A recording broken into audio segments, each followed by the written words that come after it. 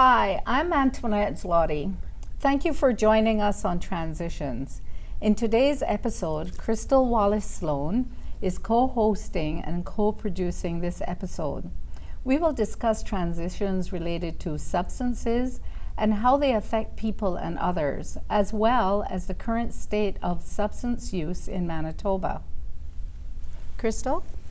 We will also discuss marijuana, which is now legal in Canada, as well as the meth crisis and alcoholism. But first, I'd like to welcome Kathleen Keating-Tays, who is one of the knowledge exchange experts at Addictions Foundation of Manitoba, also known as AFM. As well, we will hear about some community-based programs that are helping people to overcome their dependencies and some new approaches to substance abuse. I'd also like to introduce our second guest, Teresa, who is here to share her lived experience with us. Welcome to Transitions. Yeah, welcome. Thanks for having us. So first, can we start with you, Teresa? Can you tell us a little bit about what life was like before you encountered some issues with regard to substance use? Yeah, I grew up in a family where my mother abused alcohol, and so it was kind of a rough start to my childhood. I think that it was kind of hard growing up and growing up with that. So ironically, going into my 20s and adulthood, I kind of steered away from alcohol or just used it socially every now and then. I had young children, so I didn't really drink a lot at all. Then I got into my late 30s, and I had left a bad marriage and a bad relationship, and I had some other stressful situations in my life, and I found that if I drank alcohol, I would feel better and my problems weren't bothering me so much. So I started drinking more and had less and less problems, and then you gain other problems because your alcohol affects your life eventually if you're continuing on that path. I see. So could you tell us then how other people in the family reacted when they saw the changes in you? Like, did they make some suggestions? Of course, like there was times where, I would be sleeping a lot, and my kids would want their mom to be up and about, and I would be, sick or hungover, right? And I'd be sick or just wanting to stay in bed and be left alone. And of course that's going to affect your family life. And I wasn't, they'd be upset about that. And of course that upset me because I didn't want to hurt my children. See, so the transitions that they were going through at the time, like how old would they have been around that time? I have big gaps in my kids' ages. Yeah. So one of them was an adult, and the other two were around 10 and 8. Yeah. So the change Maybe then not. came about through what sort of support did you get to? Because I'm looking at somebody right now who looks like you're not really having any kind of issues like that. So what happened along the way that brought you from there to where you are now? Well, basically I had to open up to people and talk about my situation and tell people how I felt, and I was hiding it before because it was embarrassing, and I didn't want to let people know that I was struggling with my life basically. So then opening up to friends and just really support. I have a great group of friends and an awesome family who are always supportive of me, and so that really helped, having that close-knit family there for me every step of the way. So that's really great. Did you have any comments to make? So was there a specific point in time when you felt like what led you to seek help and kind of transition out of it? Well, I guess nothing was helping. Like I wasn't feeling happy anymore when I was drinking, and I wasn't feeling happy about a whole lot of things, and so I wanted to make changes, and going to see my doctor and getting help from my family and my support system and my doctor, and I just wanted to be a better version of myself and for my family. So I knew I couldn't continue on the same path I was going on, and I have a phenomenal job, I have a great career, I didn't want to lose any part of that or part of my family life or friendships or anything like that. So I knew if I kept going down the road I was going to hurt a lot of people, and I didn't want to do that. That's really, really fantastic. That's great that you were able to make that change, and a change for the better for your family. Did you get any support from your mom, or did you guys sort of go your separate ways kind of my thing? mom passed away. So Oh, did she? Yeah. Oh, So sorry to hear. it's all good. Oh, okay. Yeah, that's part of life too, isn't it? Yeah. Oh, Yeah. Well, that's a stressful transition as well, right? Yeah. So, Absolutely. yeah. Yeah, regardless of how our lives were with our parents, you know, when we lose them, yeah, it does hurt. Yeah, it does hurt. So one of the things we were discussing, and I wanted to address this to Kathleen, was the theory of, you were saying, self-medicating. Now we have marijuana that's legal, and a lot of people assume that it's fun, it's not addicting, it's something that, we can buy it. It's like other stuff, so they have complete control. And then we also have, of course, the meth crisis. And then one of the things that came out was actually alcoholism, in spite of all that, is still the biggest thing that, people become addicted to. Certainly, and it's important for people to know that legal doesn't mean safe. Yes, we hear a lot about the meth crisis, and that's certainly something that we are watching very closely. We have seen an increase in people accessing addiction services at the agency that I work at, who are presenting with problems related to meth use, but by a landslide, it's alcohol, and it has been that way for years. Alcohol is responsible for more accidents, injuries, and deaths than several of these other drugs, even combined. So while it's important to be talking about cannabis, while it's important to be talking about meth, while it's important to be talking about prescription drugs, legal, illegal, we still need to be looking at alcohol too. Now, we have a 18-year expectation before young people can legally purchase alcohol. Do you know if there are any statistics relative to places where the drinking age starts at 21? Not that I'm aware of, but in Canada, the average first age of use for drinking to intoxication is 13. Oh my gosh! And that's a number that terrible. hasn't changed in years. Actually, it's very normal for young people to want to experience what it's like to be intoxicated.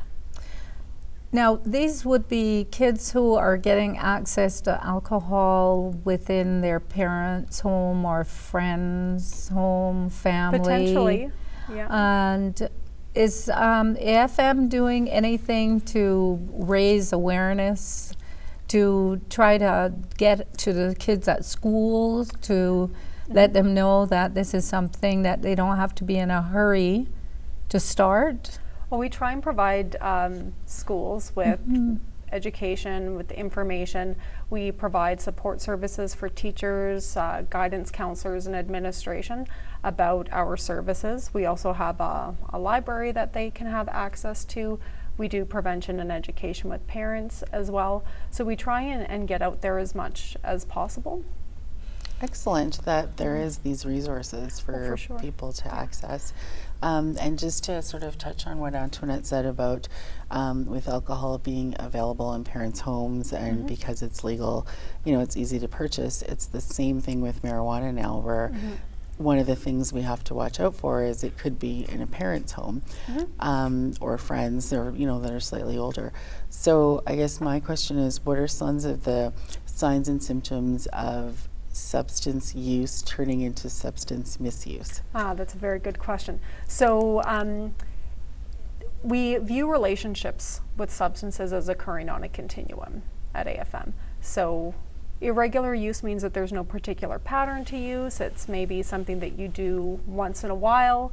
When someone transitions to regular use, you're going to start to see more of a pattern. So maybe it's every Friday or every Saturday you get together with friends and you have a few drinks. So there's not necessarily any harm stemming from that.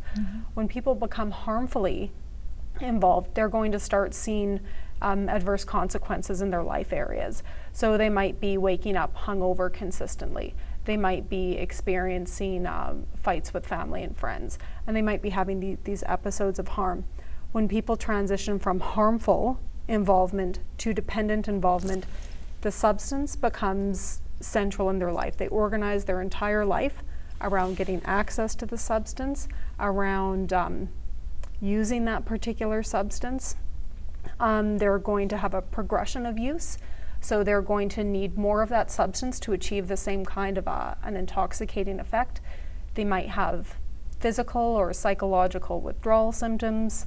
They might feel uncomfortable when they're straight or sober. They might have a loss of control. They feel like they can't stop once they're using it. So those are some signs that this is not a casual relationship with a substance, that in fact there's some dependencies going on.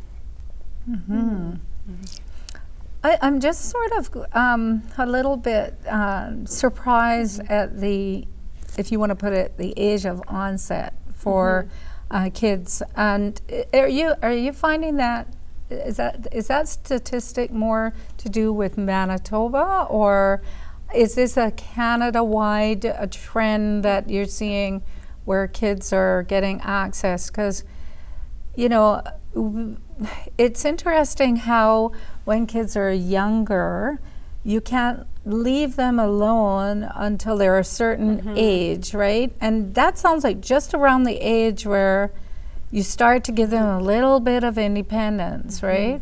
So how could a system get at parents to actually impress upon them that they really have to have closer supervision? This is different supervision now, you know, than when they were 10, 11, 12. Now they're getting into teenage years.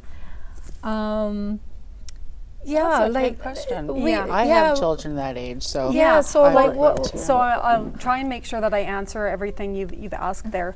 But 13 it's Canada-wide, and I think it's important though to note that most young people are not using substances. Most of them are. Most of them are not. Oh, okay. There's going to be a subset of young people who will use, and there's a small subset of young people who are going to go on to develop problems.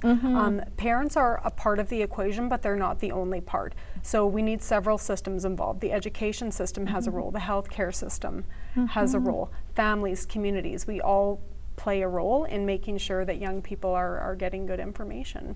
But you know, sometimes the best information doesn't always result in different changes. So I guess it comes back to supervision again, right? Wouldn't you say it? What do you think, Teresa? Do you think that, like, for yourself as a youngster growing up, because I know for me as a youngster growing up, I had access. I could have gone at any time and access alcohol, but I didn't when I was younger.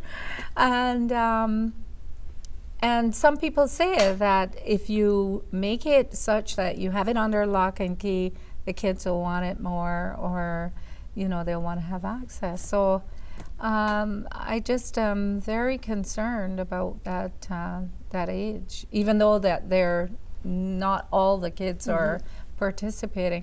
Just because what's the stats now?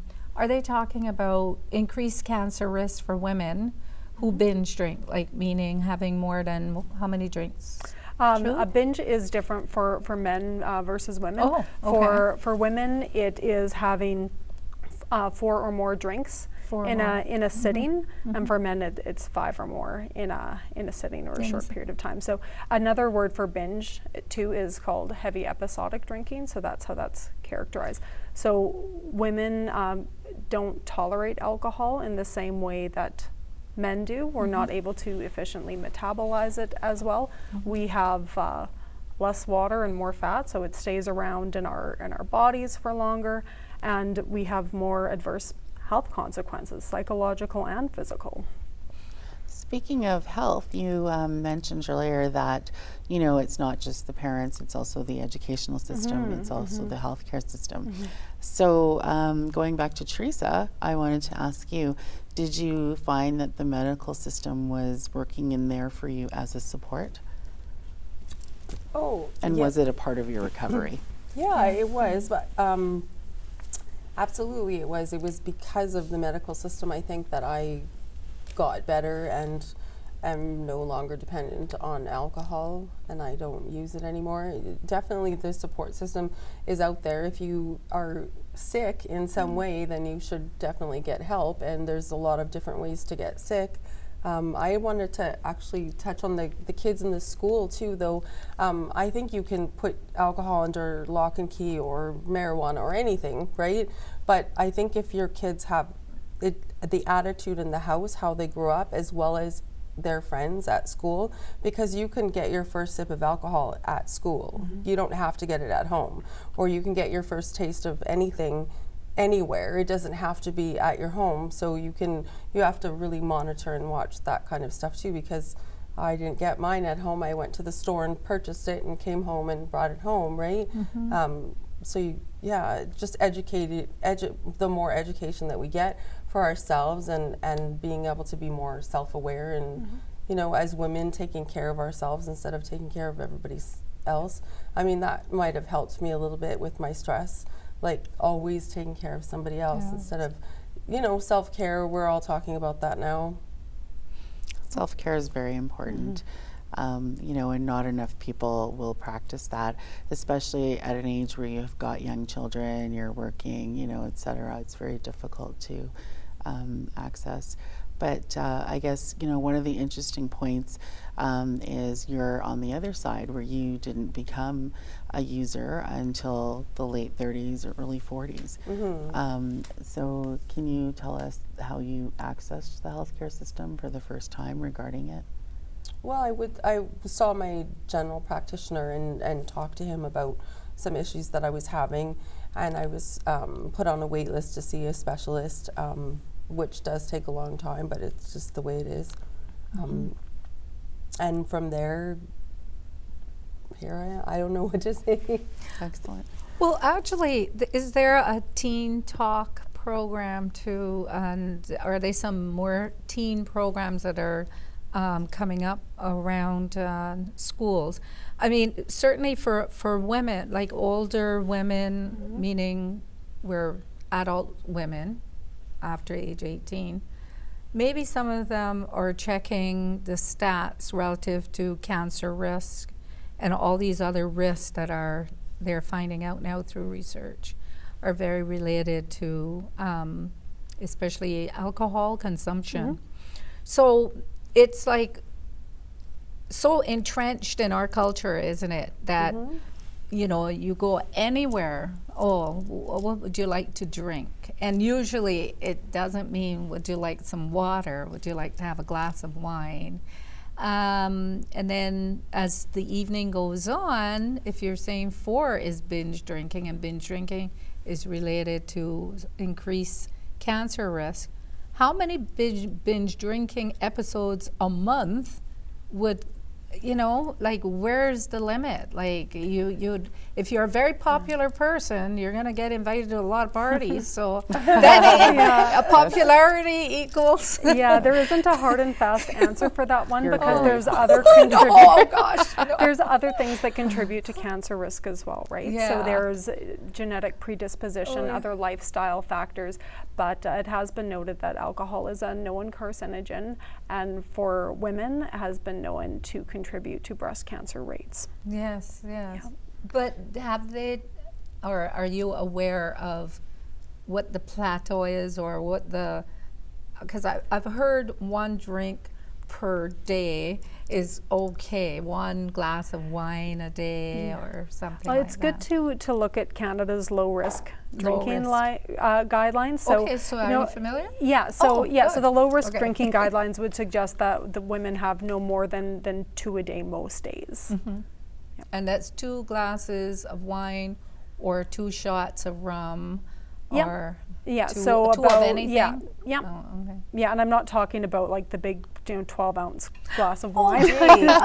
So yeah, a bottle or a No can of beer, Monsteritas. 1.5 ounces of hard alcohol, or a standard glass of wine. Well, on one of the other transitions episodes, we had a person demonstrate some lovely drinks from MAD. And actually, you can buy them at other places, but you can get them at the LC. And I think that those are wonderful because they taste great. We got to taste them on the set. They not only taste great, but they also can be served in the gorgeous glasses. Here's another thing: the whole you mean social. non-alcoholic? They're non-alcoholic. Mocktails. Yeah, and they can Mocktails. be served in lovely glasses and everything at your cocktail parties and so on. So you could have your first glass, your second glass of wine, and then switch in to these other really nice, nice drinks. That's a that good taste point. very good, I and actually do you don't that. even miss the alcohol. Yeah, I actually Yeah? do that. I when switch go to water. somewhere. Yeah. When I go somewhere, I have a little fake beer and fake wine. Well, yeah, you and take some that of them along. do taste great, some of them don't. But the Yeah. idea is you can still drive. You're not tired. Yeah, you feel good. exactly. And And you it's shouldn't drink. Yeah, you shouldn't drink and drive. But it helps to have these other the options. And we in the show we did encourage people to even consider that for grad night, to give people an option, give the kids an option. Yep. You have a graduate coming up here Yeah, this in year June, yeah. in June, so there's a plug you can put in there for. Hello, Rhiannon. I'm quite proud of you. Yeah, exactly. And Spencer too. Yeah, I'm proud of our kids too. So Yes. yeah, that's very good. And I suppose with you, you have pre-teens, right? A little younger than that, yeah. A little yeah, younger yeah, than even yeah. pre-teen, and your Mine are kids adult now. are all adult. Yeah. Yeah. So yeah. So that's really, really, it's quite something. As a mom, you want to set a good example for your kids and so on. And I think that we're trying our best, right? All of us, we're trying our best to be as good parents as we can. We are. Yeah. And actually, I do have a question regarding now that marijuana has become legal. Is it becoming used more commonly, or now that it's available more openly, or is it still at the same rate? Well, I can't speak to that in a general context. With the clients that we see, though, at AFM, there's been a slight decrease Really? in cannabis consumption as the primary drug of choice that they have. So we're going to continue to monitor that. So we don't know if it has to do with legalization or with other drugs that are more popular. We're not really sure, but we're going to continue to monitor that. Yeah. I wonder if that's because yeah. it's not cool because it's Yeah. legal. Well, And so yeah, sorry, no, I'm my last question was Yes. the other follow-up to that was Yeah. what is about the meth crisis? Because you know, having children, that's one drug that certainly wasn't Yeah. around 20 years ago when I was young, so I don't really know anything about it. Can you tell us about it? Speak a little bit about that? Sure. It's a very small percentage of the population is problematically involved with methamphetamines, but that isn't to say that it's not still a concern to us. It certainly is. yes. Yeah. Yeah. Well, it's been lovely having you two ladies here on the set at Transitions, and I've really been very happy to have you as co-host for this episode. To have you as a teacher. You've been a wonderful mentor for lots of things. So I thank you very much. But here we are. We're going forward as moms, and we're hoping that all the other moms out there and are great with their kids and are going to be supportive and try to monitor them, even if they go into that teenage years, to just make sure that they can drink responsibly and make sure that they live some really nice and satisfying lives. Yes. So thank you for joining us here on Transitions. We look forward to doing more episodes of interest to you. So, good night or good morning. Bye for now.